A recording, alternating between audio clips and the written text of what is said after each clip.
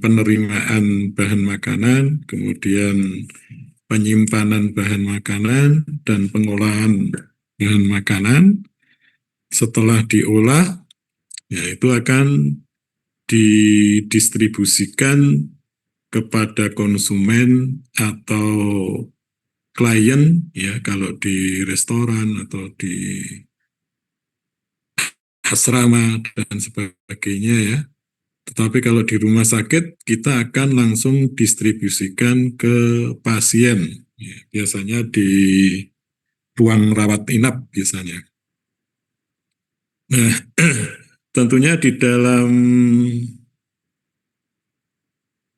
proses distribusi ini ada beberapa kegiatan sebelumnya ya, sebelum didistribusikan. Tentunya ada yang namanya proses pemorsian. Nah, proses pemorsian ini masuk juga di bagian dari distribusi makanan ini. Nah, coba kita tayangkan slide-nya.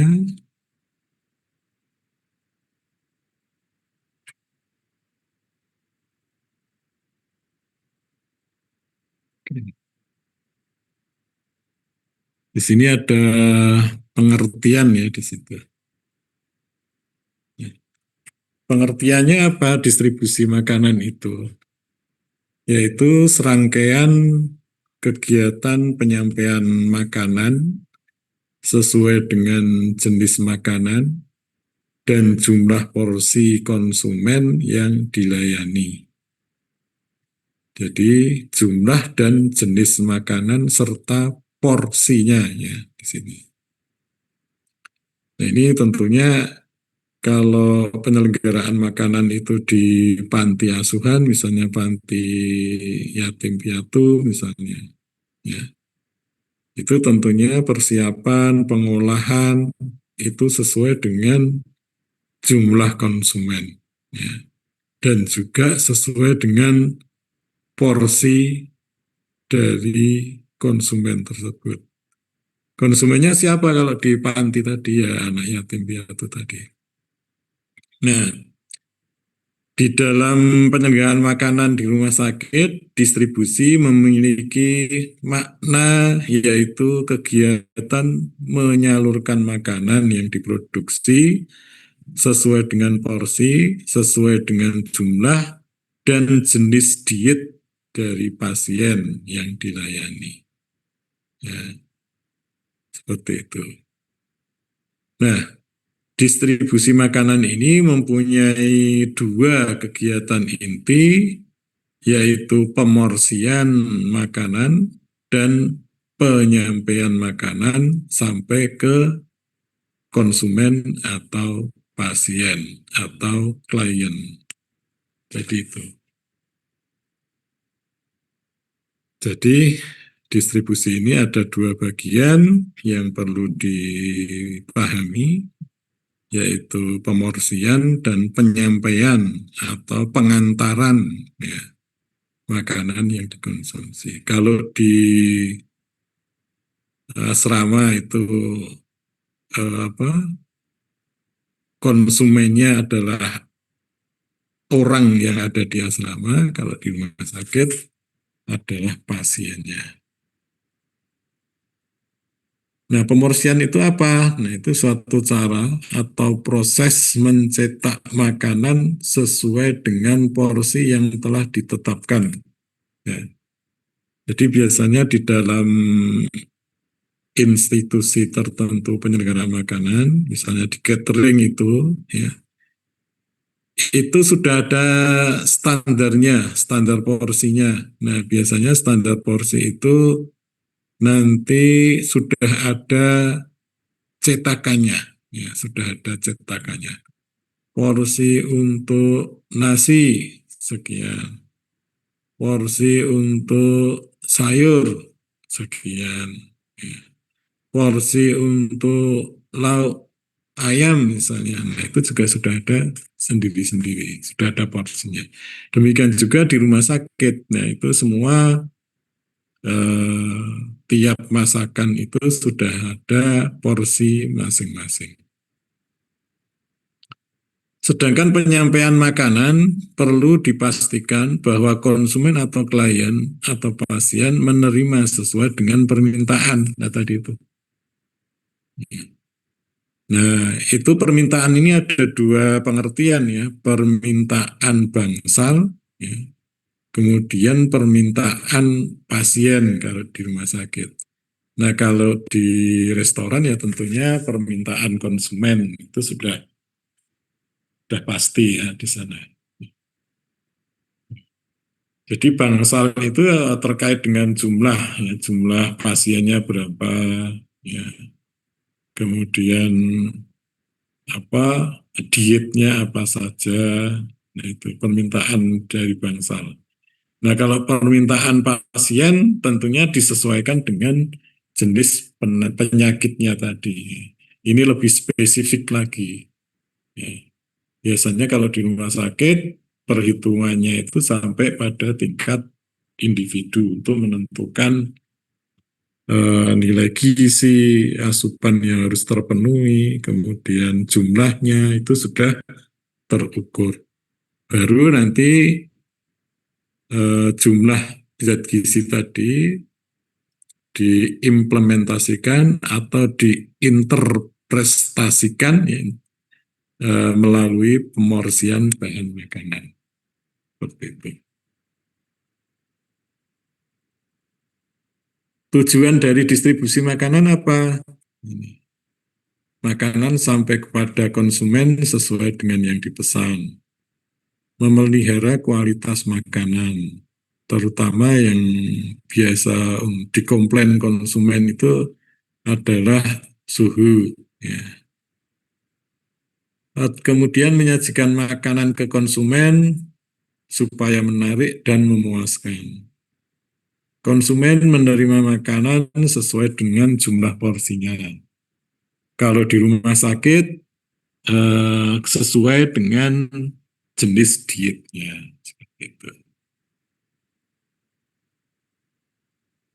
Nah, tentunya hal-hal seperti ini kalau tidak diperhatikan dalam distribusi makanan, semuanya ini tidak tersampaikan, ya, baik itu jumlah, kemudian porsi, kemudian jenis makanannya, ya, itu kadang-kadang bisa tertukar-tukar, ya. Sehingga ada beberapa syarat di sini untuk petugas distribusi ya. Nah, ini. Tidak sedang mengidap penyakit, ya, tidak sedang luka, ya. Kemudian menggunakan APD atau alat pelindung diri yang lengkap, selalu mencuci tangan sebelum maupun sesudah melakukan pekerjaan, atau jika dia keluar dari toilet misalnya. Tidak boleh memegang atau menjamah makanan ya tanpa alat, ya tanpa alat. Jadi kadang-kadang eh, distributor ya makanan itu eh, mengambil makanan ya itu mengambil secara langsung. Nah ini tidak boleh dilakukan hal seperti itu ya karena terjadi kontaminasi. eh, Jika tangannya itu mengandung mikroba, nah itu akan tertempel langsung di makanannya. Tidak boleh merokok, tidak sambil makan pada saat bekerja. Tidak boleh menggunakan perhiasan dan kosmetik secara berlebihan. Ya, ini juga tidak boleh. Nah, ini juga termasuk eh, syarat ketelitian dari petugas distributor ini ya, distribusi ini itu harus teliti juga ini ya. Jadi tugas distributor kalau di rumah sakit itu pramusaji ya. Kalau di restoran mungkin juga sama ya, pramusaji.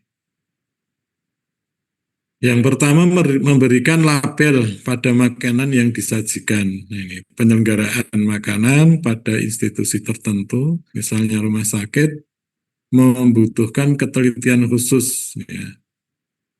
Makanan yang disajikan, ya, sebisa mungkin, ya, seminimal mungkin, ya, dihindari tertukar dengan konsumen lain. Nah ini, kalau di restoran mungkin kalau tertukar tidak masalah ya. Bisa artinya bisa diambil kemudian bisa tidak ada konsekuensinya ya mungkin dari sisi kesehatan ya. Tetapi kalau di rumah sakit kalau jenis dietnya itu berbeda dan tertukar itu erat kaitannya dengan penyakitnya ya. Itu seperti itu.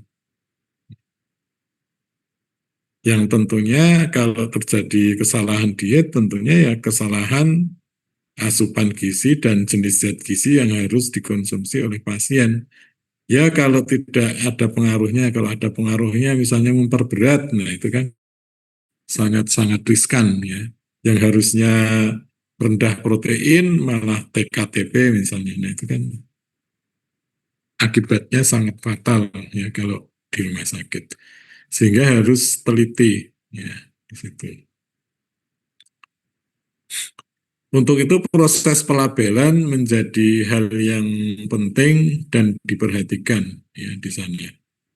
Ya, ini eh, biasanya ya kalau pelabelan itu kalau di rumah sakit itu sebelum diporsi malah ya, jadi menyiapkan wadahnya, kemudian bangsal apa, ya, jenis dietnya apa, pasiennya siapa. Nah ini diberi label dulu, baru diporsikan. Ya. Karena dimungkinkan kalau diporsi dulu akan lupa, apalagi kalau di rumah sakit itu pasiennya banyak, misalnya seperti itu. Karena kalau yang namanya diet itu lebih spesifik ya, lebih spesifik ya, ke individu, ke masing-masing individu ya di situ. Yang kedua, memorsikan makanan untuk klien. Nah, ini. Panduan yang digunakan adalah standar SEP dan standar porsi untuk masing-masing hidangan. Sehingga diharapkan klien atau konsumen atau pasien mendapatkan porsi yang sesuai dengan kebutuhannya. Untuk memudahkan tenaga pramusaji dalam pemorsian hidangan, bisa dibantu dengan alat-alat yang dijadikan sebagai model porsi atau standar ya. Jadi sudah ada alat-alat ya yang standar porsi di rumah sakit, ada standar porsi di catering, ada misalnya untuk nasi bisa menggunakan cetakan nasi yang telah diukur sesuai dengan standar porsi ya dan telah ditetapkan sehingga akan mempermudah dan mempercepat proses pemorsian, tidak harus nimbang-nimbang lagi seperti itu. Jadi eh, cetakan itu sudah di setting atau sudah disesuaikan dengan jumlah porsi atau standar porsi yang ada di penyelenggara makanan tersebut. Nah ini, di sini kan ada rumah sakit, panti sosial, restoran, catering, warung makan, dan lain sebagainya. Kemudian tugas pramusaji, tugas distributor tadi, mengambil makanan untuk klien atau konsumen. Ya. Jadi makanan yang telah selesai diporsikan, kemudian diambil, ditata, dan dibawa, dihidangkan ke konsumen, kalau itu di restoran atau rumah makan. Kalau di rumah sakit, yang dibawa ke bangsal, seperti itu. Kemudian membagikan makanan dan snack kepada klien, kepada pasien, kepada konsumen. Ini sesuai dengan pesanannya. Ya. Untuk institusi seperti restoran, besar kemungkinan konsumen bertanya tentang menu yang disajikan. Tentunya ini sebelum kegiatan ini mestinya dari awal kalau ini bertanya tentang menunya apa, menunya ini ya. Nah, ini awal sebetulnya ini eh, bukan di sini letaknya ya, nanti diperbarui. Kemudian mengambil air panas, teh, gula, dan kopi. Ini tugas secara umum ya. Menu yang disajikan ke konsumen itu biasanya dilengkapi dengan minuman yang kalau di restoran itu sudah dipesan sebelumnya. Kalau di rumah sakit tentu ini sudah dihitung oleh ahli gizi ya. Dan biasanya untuk pemesanan makanan ini kadang-kadang pasien manut ya, artinya masuk manut dengan ahli gizinya ya. Kalaupun ada nanti pasien bisa pesan minuman ya yang tentunya setelah dikonsultasikan dengan ahli gizi boleh atau tidak seperti itu. Kemudian membuat minuman untuk klien dan membagikannya sama ya, membagikan makanan, membagikan snack, membagikan minuman sesuai dengan pesanan konsumen, klien maupun pasien. Mengambil alat makan dan minum yang kotor. Nah, ini kalau di restoran ya di meja-meja yang sudah ditinggalkan konsumen itu diambil kembali alat-alatnya. Kemudian kalau di rumah sakit mengambil alatnya di bangsal. Biasanya setelah makan petugas pramusaji itu akan memberikan pengertian ke klien atau pasien. Nanti kalau sudah selesai makan, piring, gelas, dan sebagainya ditaruh di, nah itu, ya, seperti itu. Sehingga akan mempermudah pramusaji untuk mengambil alat-alat makan tersebut. Kemudian tugas yang lain ya, selain yang kita bahas di atas, itu membuat pencatatan dan pelaporan. Pencatatan dan pelaporan. Oke, kita lihat dulu. Belum saya lanjutkan. Melihat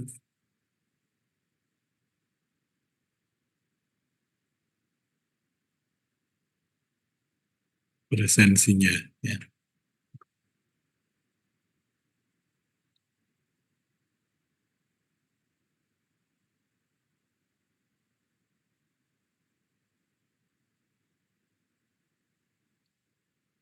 Silahkan eh, presensi dulu ya. Dalam waktu 10 menit nanti akan saya tutup. Ya. Ya. Nanti jam 8.10 saya tutup.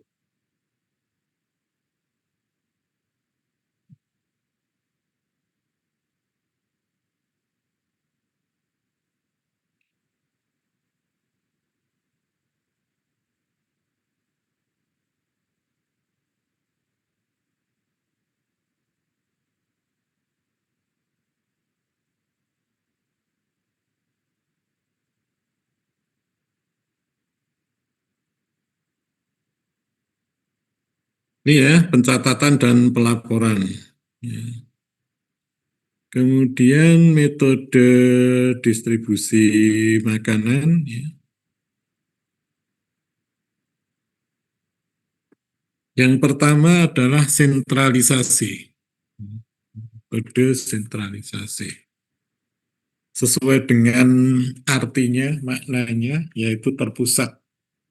Yang dimaksud dengan metode sentralisasi adalah metode distribusi makanan di mana pemorsian dilakukan pada satu tempat ya secara lengkap untuk setiap konsumen pada ruang produksi ya di sana.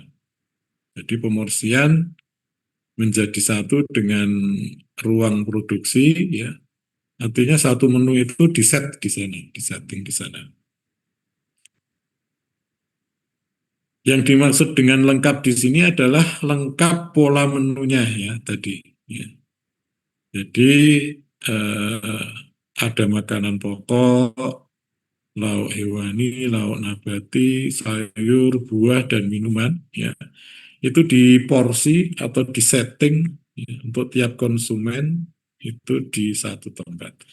Sistem ini diterapkan pada institusi yang memiliki tenaga terbatas, ya, namun memiliki sarana prasarana yang cukup, ya, seperti ruang produksi yang luas. Jadi karena pemorsiannya itu menjadi satu. Ya.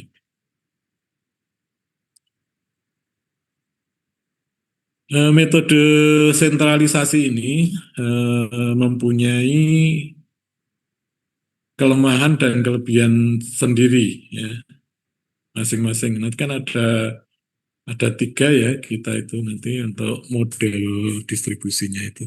Ya. Apa itu kelemahan dan kelebihan sentralisasi? Nah, kelebihannya tidak banyak dibutuhkan alat-alat distribusi yang besar,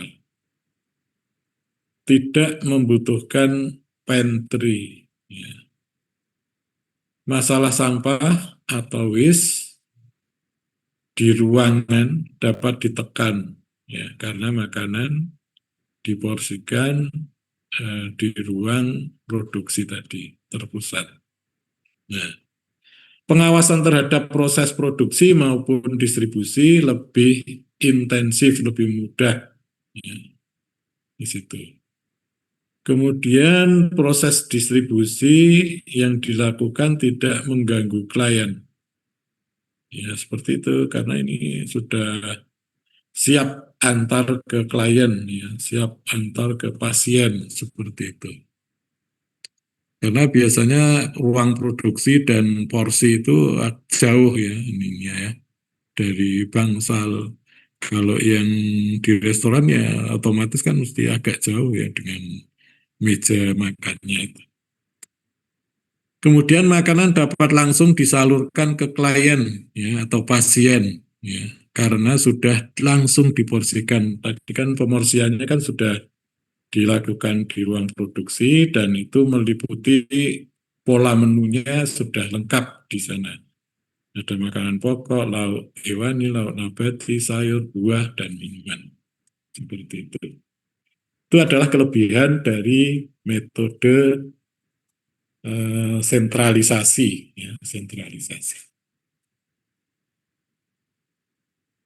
Sedangkan kelemahannya apa? Dibutuhkan ruang produksi ya, yang luas ya. Karena kan di sana tadi itu untuk memorsikan, kemudian membuat eh, menu yang lengkap dari pesanan konsumen, ya seperti itu. Memerlukan tenaga pengolah maupun distribusi makanan yang terampil dan terlatih. Ya. Kemudian tingkat kepuasan konsumen bisa jadi menurun, terutama karena faktor suhu makanan yang disebabkan jarak dan waktu. Nah ini kalau di restoran, rumah makan, saya kira tidak masalah ya, tinggal saji seperti itu. Biasanya yang menjadi kendala itu kalau di rumah sakit yang luas, ya, dan bangsal-bangsalnya itu terpisah-pisah misalnya seperti itu. Ya. Kalau sebagai contoh itu karena saya pernah di rumah sakit Karyadi, nah itu di Karyadi itu memang rumah sakitnya sangat luas, bangsal-bangsalnya terpisah jauh ya seperti itu. Nah kalau nanti sentralisasi ya tentunya makanan sampai di bangsal ya di tempat ruangan pasien itu sudah dingin, ya sudah dingin.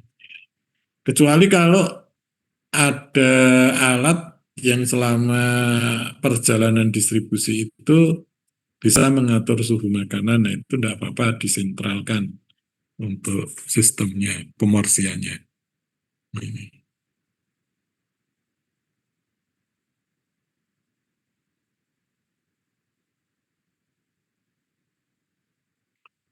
Ketidaksesuaian peralatan makan bisa saja terjadi karena semua kegiatan, semua konsumen dilayani pada satu tempat.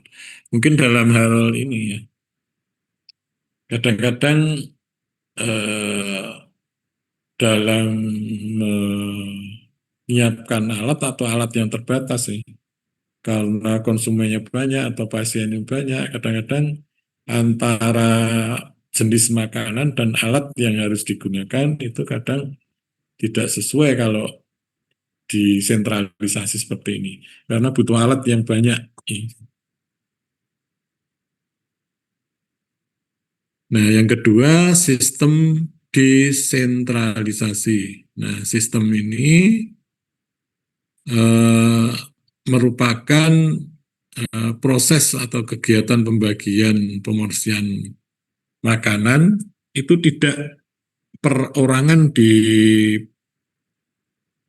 ruang produksi ya, tetapi pada porsi yang besar. Artinya kalau diilustrasikan eh, permintaan bangsal itu dijadikan satu, misalnya nasinya berapa kilogram, ya, seperti itu. Itu nanti baru dibagi-bagi per bangsal. Nah, apakah itu makanan pokoknya, ataukah itu lauk hewaninya, lauk nabatinya, jumlah sayurnya, jumlah buahnya, itu adalah porsi besar kebutuhan bangsal.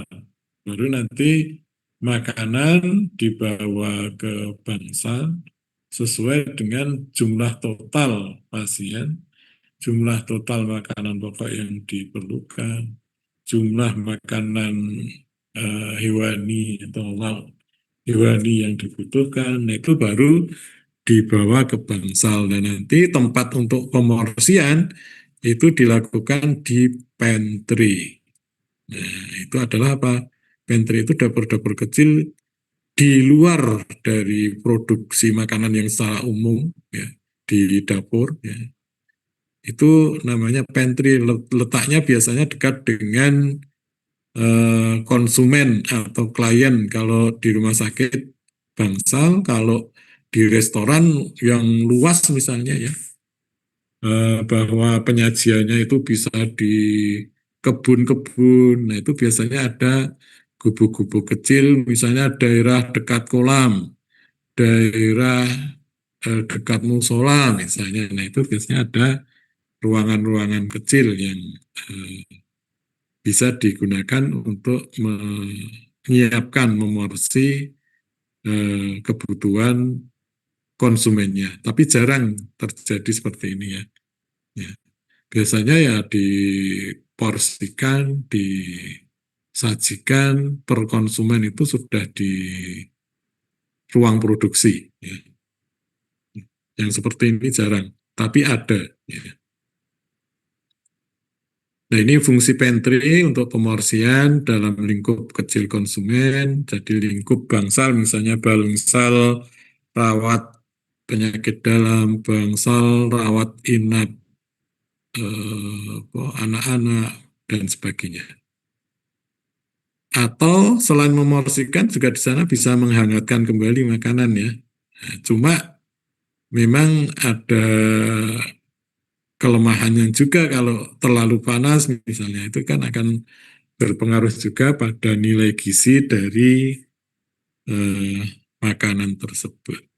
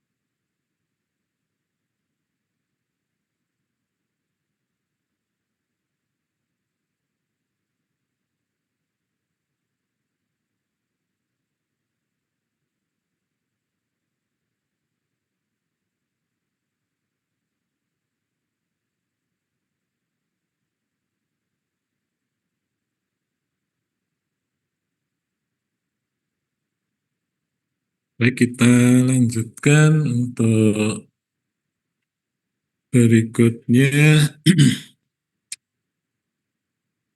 bahwa ada kelemahan juga ya. Tadi ya sudah sampai sini ya. Nah, di sistem desentralisasi ini juga bermacam-macam ya. Ada kelemahannya, ada kebaikannya ya, kelebihannya ini.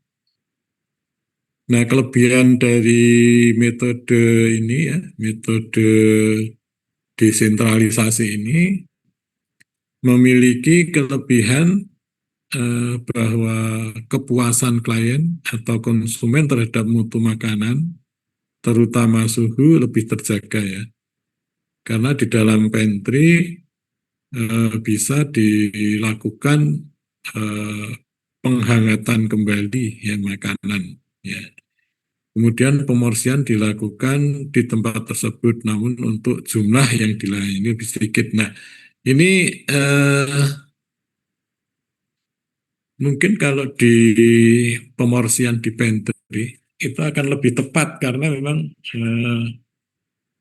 pramusaji hanya memorsi makanan yang memang benar-benar sedikit ya jumlahnya. Pakai pasiennya, jumlah pasiennya kan relatif sedikit tergantung di jumlah di bangsal itu. Ya. Tidak seperti kalau misalnya sentralisasi. Kalau sentralisasi itu banyak sekali kan yang dilayani, sehingga dalam proses pemorsian itu kadang-kadang tidak tepat ya, tidak tepat seperti itu. Beda dengan yang dilakukan di pantry. Seperti itu. Kemudian inventarisasi peralatan lebih baik ya. Kemudian ini karena apa? Jumlah peralatan yang digunakan tidak sebanyak jika pemorsian dilakukan terpusat sehingga pengawasan terhadap alat lebih mudah dilakukan. Kemudian tadi ya sudah ya, tingkat kesalahan pemberian diet bisa ditekan. Itu kalau di rumah sakit karena sudah jelas di sana. Ya. Kalaupun misalnya ada bahan makanan yang terbawa ya, dan tidak sesuai dengan diet yang diperlukan di bangsal, itu sudah ketahuan di pantry tadi. Ya. Oh ini salah ini dietnya itu. Nah ini bisa langsung ditukar di dapur utama. Di dapur utama. Sedangkan kelemahan desentralisasi, alat-alat distribusi dibutuhkan dalam jumlah yang lebih banyak, terutama di ini, di alat untuk transportasi dari dapur utama menuju pantry. Biasanya alat-alatnya wadahnya besar karena apa? Itu kan untuk total ya, total jumlah makanan ya yang harus dibawa sampai di bangsal. Jadi untuk satu bangsal seperti itu ya. Itu butuhnya agak banyak untuk alat-alat yang besar seperti itu.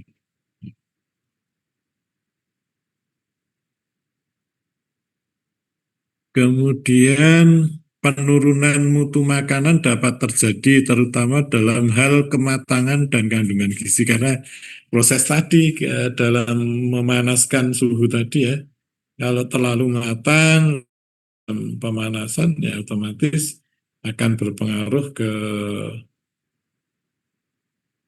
nilai gizi ya, nilai gizi dari makanan yang dipanaskan tadi, yang dipanaskan kembali tadi.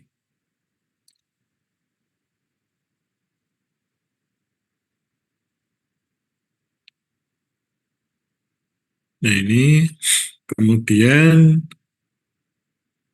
keterlambatan waktu pelayanan pada sistem desentralisasi terjadi dua proses ya.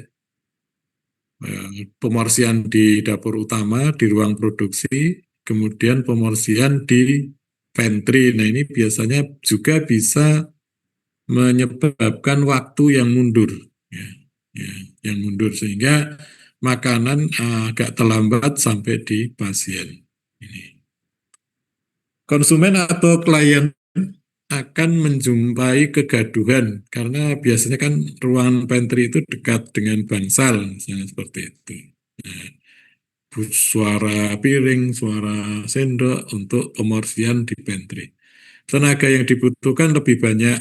Ya, kegiatan pada dua tempat yang berbeda dan berkesinambungan akan membutuhkan tenaga yang lebih banyak.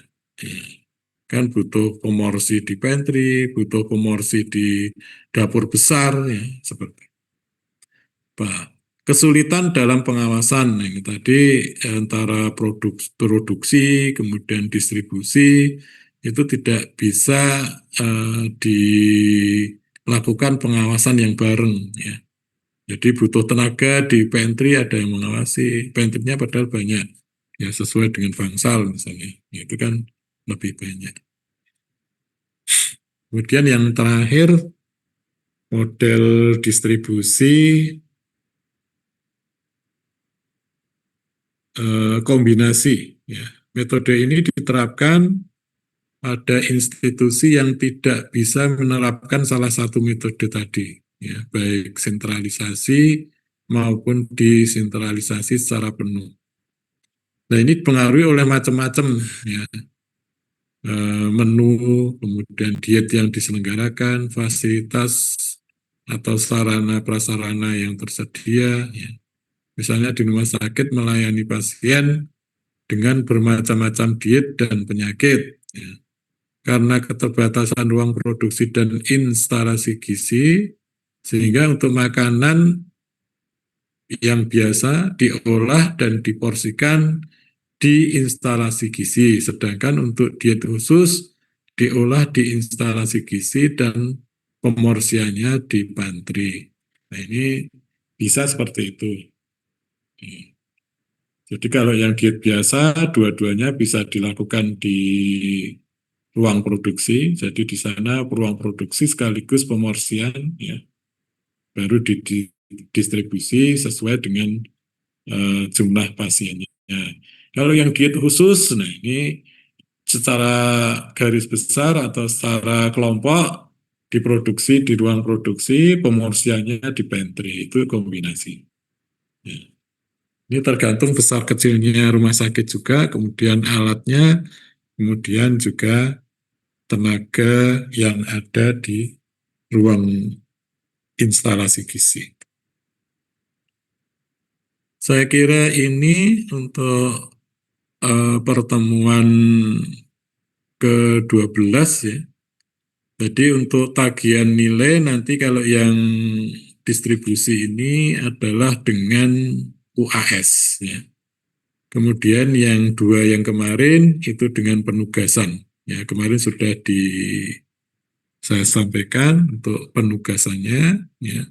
Silahkan itu dikerjakan dan dikirim sesuai dengan tenggat waktu kemarin ya, 1 minggu kemarin. Ya. Saya kira itu mungkin ada pertanyaan, silahkan bisa ditanyakan. Mohon maaf Bapak, izin konfirmasi. Tentang apa ini? Ini tadi saya sudah join Zoom dari awal, cuman saat absen saya tertinggal, Pak. Kemana? Tadi sudah saya Tadi ke umumkan ya. belakang, Pak. Kan, Iya, cuma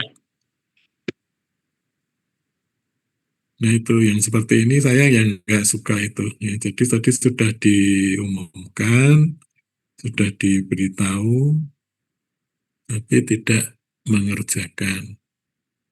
Ini sekaligus sebetulnya untuk checking apakah Ya kalau beneran ya nggak masalah sih. Kalau misalnya Pak, tapi kan tadi sudah saya kasih tempo 10 menit ya. Terus dari awal juga sudah saya sampaikan ya itu. Tuh ya. Jadi kami mohon silahkan nanti semua instruksi, semua permintaan dosen, bukan hanya saya ya. Ya, itu diperhatikan seperti itu. Supaya saya cek lagi. Iya, mohon maaf Bapak.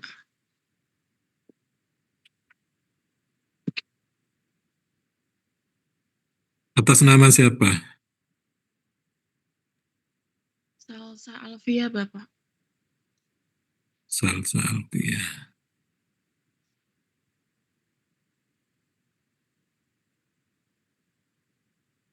Ada lagi?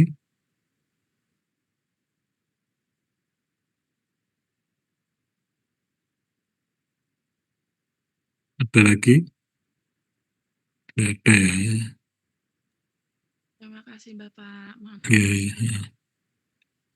Udah nggak ada ya, saya tutup.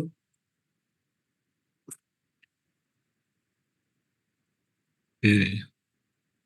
Baik, untuk pertemuan hari ini saya kira cukup ya.